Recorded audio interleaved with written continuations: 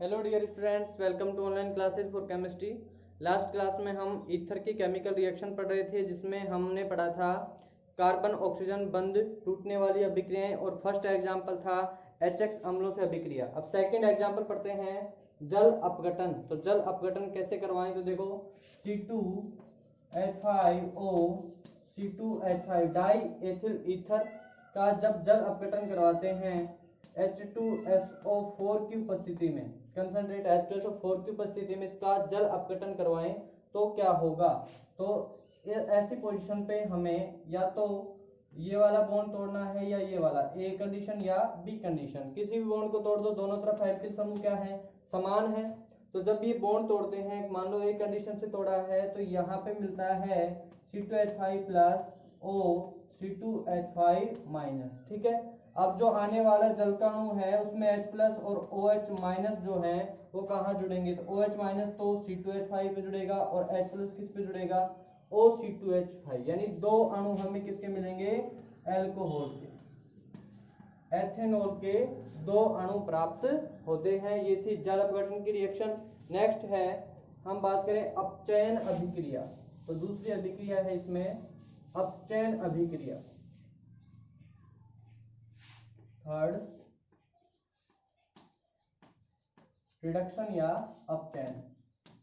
अब अपचयन रिएक्शन दो प्रकार से होती है, कौन कौन सा, एक तो बर्थ रिडक्शन की बात करें और एक दूसरा मेटल की प्रेजेंस में। तो देखो हम बात करें पहला फर्स्ट रिडक्शन की बात करें तो डाई एथिल ईथर का रिडक्शन हम sodium plus liquid ammonia, sodium plus liquid ammonia की उपस्थिति में करवाएं। तो देखो जब ये रिएजेंट हम रिडक्शन के लिए काम में लें तो इसके लिए अलग से नाम दिया हुआ है क्या, बर्च अपचयन। बहुत ज्यादा इंपॉर्टेंट है बर्च अपचयन। बर्च अपचयन होता है, और जब ऐसा होगा तो हमें क्या प्राप्त होगा, तो देखो सोडियम लिक्विड अमोनिया की उपस्थिति में जब रिडक्शन करवाते हैं तो हमें एक तो अल्कोहल मिलता है और दूसरा H इधर, यानी अपचयन में क्या करते हैं, H जोड़ते हैं दोनों तरफ। तो दोनों तरफ H जोड़ेंगे तो क्या मिला है, C2H5 की जगह C2H6 हो जाएगा और C2H5OH, यानी एक तो अल्कोहल मिलेगा प्लस में एक मिलता है C2H6 एल्केन, यानी एक अल्कोहल और एक एल्केन हमें प्राप्त होता है। और अल्कोहल में एथेनॉल और एथेन, ये किसकी उपस्थिति में हो रहा है, सोडियम प्लस लिक्विड अमोनिया। ये फर्स्ट कंडीशन थी अपचयन की। यदि सेकंड कंडीशन लें कि हम किसी डाई एथिल ईथर का अपचयन रेड फास्फोरस और हाइड्रोजन आयोडाइड की उपस्थिति में कंप्लीट करवाएं। ठीक है, रेड फास्फोरस HI की उपस्थिति में अपचयन करवाएं तो कंप्लीट रिडक्शन होगा। कंप्लीट रिडक्शन का मतलब क्या है, तो देखो इधर आओ, पहले अल्कोहल है, यानी ये तो अपने पास एक एल्केन बन गया। अब एल्केन का और ज्यादा अपचयन करना संभव नहीं होता, क्योंकि ये अपने आप में क्या है, एक संतृप्त कंपाउंड है, सैचुरेटेड है। सैचुरेटेड का रिडक्शन कभी नहीं होता, अनसैचुरेटेड का कर सकते हैं। तो देखो ये अल्कोहल है, इसका और आगे रिडक्शन संभव है क्या, बिल्कुल है। क्या करें, ऑक्सीजन को हटाएं, उसकी जगह क्या जोड़ें, हाइड्रोजन। तो ऑक्सीजन को हटाना या हाइड्रोजन को जोड़ना, दोनों क्या है, अपचयन है। तो क्या करें, C2H6 इससे बनता है, तो हमें क्या हो रहा है, इस रिएक्शन में रिडक्शन हो रहा है। तो ऐसा हम बोल सकते हैं कि इसका फाइनल रिडक्शन होकर के क्या बनेगा, एल्केन, वो भी क्या होगा, संतृप्ति होगी। लेकिन जब हम सोडियम लिक्विड अमोनिया लेते हैं तो कंप्लीटली रिडक्शन नहीं होता, तो हमें केवल एथेनॉल और एथेन प्राप्त होते हैं। दूसरी कंडीशन में हम रेड फास्फोरस HI लेते हैं तो कंप्लीट रिडक्शन होगा, तो दोनों C2H6 मिलेंगे, यानी दो अणु किसके, एथेन के, साथ में क्या निकलेगा, H2। ठीक है, तो ये बात देखने की है यहाँ पे कि जब हम लिक्विड अमोनिया सोडियम से बर्च रिडक्शन करवाएं तो कंप्लीट रिडक्शन नहीं होगा, एक पार्ट का रिडक्शन होगा किसमें, संतृप्त यौगिक में, दूसरा अल्कोहल में। लेकिन जब हम रेड फास्फोरस HI लेते हैं तो दोनों पार्ट का कंप्लीट जहां तक रिडक्शन हो सकता है वहां तक अपचयन करवाएंगे और दोनों को क्या बनेगा, एल्केन। क्लियर, तो ये अपचयन रिएक्शन है। ठीक है, नेक्स्ट रिएक्शन पढ़ते हैं एसिटिल क्लोराइड के साथ में अभिक्रिया। तो देखो एसिटिल क्लोराइड के साथ में अभिक्रिया,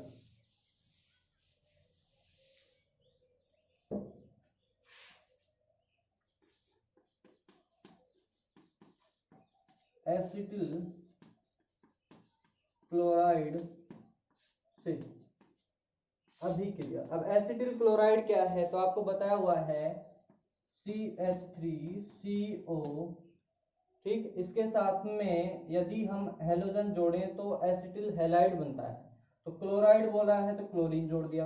अब एसिटिल क्लोराइड के साथ में रिएक्शन करवा रहे हैं C2H5O C2H5, एक डाई एथिल ईथर की। तो हमें क्या प्राप्त होगा, तो जब बॉन्ड तोड़ेंगे तो कुछ ऐसा मिलेगा, chlorine minus carbon oxygen plus, ठीक है। अब देखो यहाँ पे कार्बन प्लस ऑक्सीजन माइनस, अब जोड़ दो इनको, क्या मिलता है अपने को CH3CO समूह किस पे ऐड करना है, OC2H5 पे। तो क्या मिलता है देखो CH3CO OC2H5 प्लस क्लोरीन के साथ में C2H5,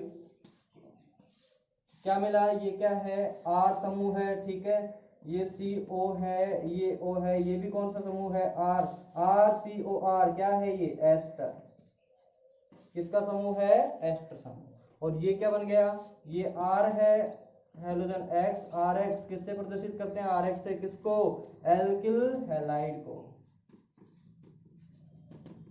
एक तो हेलो एल्केन मिला और दूसरा एस्टर मिला। इंपॉर्टेंट रिएक्शन है एसिटिल क्लोराइड से। नेक्स्ट रिएक्शन पढ़ते हैं एसिटिक एनहाइड्राइड के साथ में रिएक्शन, ठीक है।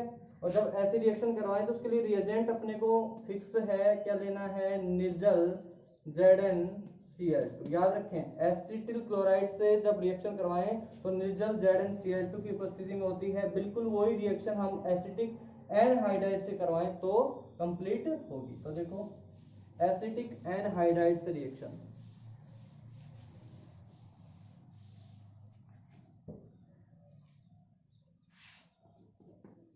एसिटिक एनहाइड्राइड से अभिक्रिया। तो देखो एनहाइड्राइड क्या होता है, मैंने कल भी बताया था कि कार्बन ऑक्सीजन ऑक्सीजन और CO, दो कार्बोनिल को जोड़ने वाला जो पार्ट है इसे हम एनहाइड्राइड बोलते हैं, ठीक। अब एसिटिक एनहाइड्राइड है तो एसिटिक समूह के लिए क्या लगाएं CH3। अब ये है अपना एसिटिक एनहाइड्राइड, इसके साथ में हम किसी भी डाई एथिल ईथर की रिएक्शन करवाएं, डाई एथिल ईथर की रिएक्शन करवाएं, किसकी प्रेजेंस में करवा रहे थे, निर्जल ZnCl2, ठीक है। अब निर्जल ZnCl2 की उपस्थिति में करवाएं तो देखो दो कंडीशन है, या तो ये बॉन्ड तोड़े या ये, ए कंडीशन या बी कंडीशन। तो किसी भी एक बॉन्ड को तोड़ो, मान लो हमने किया ए कंडीशन का बॉन्ड तोड़े, कौन सा बॉन्ड तोड़े, ए कंडीशन का। तो जब ये बॉन्ड तोड़ते हैं तो मिलता है O- और C+, ठीक है।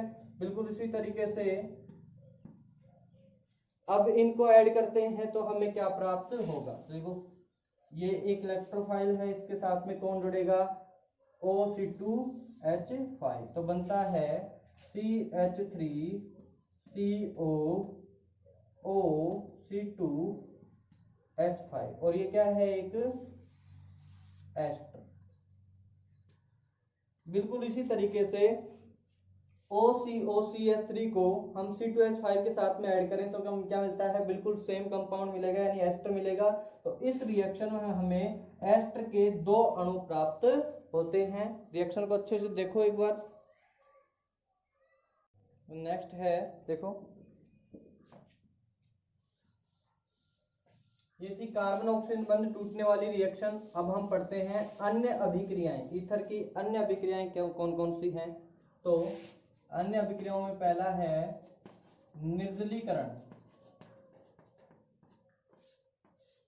निर्जलीकरण वाली अभिक्रिया जिसमें जल का अणु बाहर निकले। तो इस प्रकार की रिएक्शन में हम क्या करते हैं कि डाई एथिल ईथर की रिएक्शन करवाते हैं हाई टेम्परेचर पे,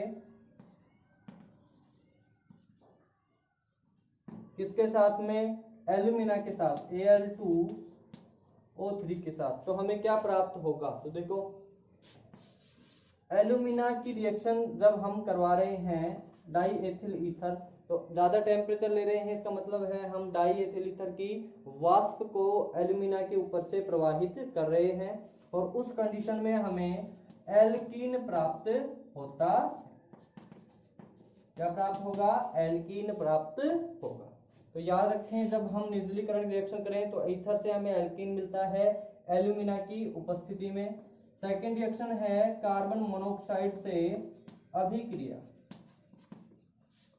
अब देखो इस रिएक्शन में हम डाई एथिल ईथर की अभिक्रिया CO कार्बन मोनोऑक्साइड से करवाते हैं, और लगभग 400 केल्विन टेम्परेचर पर रिएक्शन होती है। 400 केल्विन, 423 केल्विन तक, उससे अलावा नीचे 398 केल्विन तक भी होती है। इस रिएक्शन को जब करवाते हैं तो अपने को रिएजेंट लेना होता है बोरोन ट्राईफ्लोराइड BF3। तो जब इसकी उपस्थिति में रिएक्शन होती है तो कुछ नहीं करना, केवल कार्बन ऑक्सीजन का बॉन्ड तोड़ना है और CO को यहाँ पे ऐड करना है, आपको प्रोडक्ट मिल जाएगा। क्या मिलता है? देखो C2H5O, CO को ऐड किया, क्या मिला? एक एस्टर।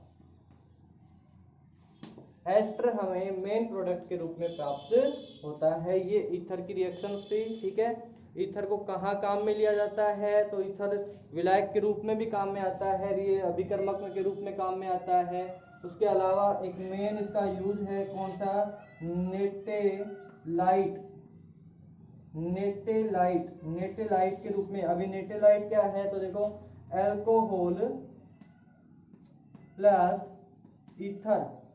एल्कोहल प्लस ईथर को नेटेलाइट बोलते हैं, जो पेट्रोल के रूप में काम में लिया जाता है। तो ये याद रखें, अल्कोहल प्लस ईथर को नेटेलाइट बोलते हैं, जो पेट्रोल के रूप में काम में लिया जाता है। तो यहाँ तक हमने इस चैप्टर को कंप्लीट किया। अब हम नेक्स्ट क्लास में ऑक्सीजन युक्त क्रियात्मक समूह भाग सेकंड की ओर चलेंगे। तब तक आप इस चैप्टर को अच्छे से पढ़ें।